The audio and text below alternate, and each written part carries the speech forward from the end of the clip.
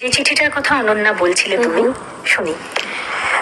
চিঠিটা যাবার আগে একটা কথা বলি যে আমরা সবসময় যে কোনো আষাঢ় বা বর্ষা সবকিছুর সাথে প্রেমকে যুক্ত করে দিই, কিন্তু প্রেমটা যদি আমরা রবীন্দ্রনাথের মতন অনেক ব্যাপক অর্থে দেখি, সেটা শুধুমাত্র এই নারী পুরুষের যে একদম রোমান্টিক প্রেম তাও তো নাও হতে পারে। এটা পড়ে আমার একটু অন্যরকম অনুভূতি হলো। লেখাটা লিখেছেন গোপাল দাস, সিঙ্গুর জলাঘাটা, হুগলি থেকে।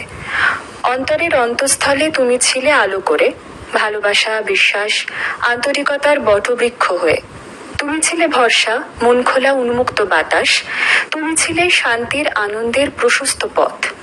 তুমি ছিলে মন খুলে কথা বলার প্রতিধ্বনি। তুমি ছিলে চরম বিপদে রুখে দাঁড়াবার পর্বত। ঘন কালো অন্ধকারে তুমি ছিলে জ্বলন্ত মশাল। তুমি ছিলে বেঁচে থাকার উচ্ছ্বাস, আনন্দ রসদ। অবশেষে সময়ের হাত ধরে তুমি চলে গেছো অন্য পথে, যে পথ শুধু তোমার প্রিয় আপন, তোমার বাঁচার পথ। তবে তুমি যেখানেই থাকো, ভালো থাকো, থাকো আনন্দ উচ্ছ্বাসে। তুমি ছিলে, আছো, থাকবে অন্তরের অন্তঃস্থলে। এটা লেখাটা পড়ে হয় না যে যে কোনো লেখার এক একটা আলাদা আলাদা আঙ্গিক থাকে, এক একজনের কাছে এক এক রকম ভাবে আসে।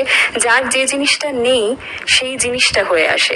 যার প্রেম নেই জীবনে তার কাছে প্রেমের আধার হয়ে আসে। যার কাছে যে কোনো প্রিয়জন নেই তাই হয়ে আসে। আমরা একটু আগে যেটা বললাম যে কখনো কথা বলি, সেটা দেওয়ালের মতন প্রতিধ্বনি হয়ে আসে না, বা প্রত্যাশাটা আমাদের মেটে না, ঠিক কথাই।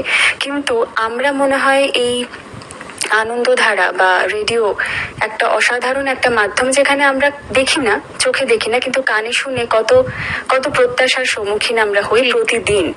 এবং এটা করতে আমাদের অসম্ভব ভালো লাগে। এত প্রত্যাশা নিয়ে ওনারা চিঠি লেখেন, এত কথা লেখেন, শুধুমাত্র এই কথাটা শুনতে পাবেন বলে, বা আমরাও জানতে পারবো বলে। এবং সব বন্ধুদের বুকে সেই এক অনুরণন একদম।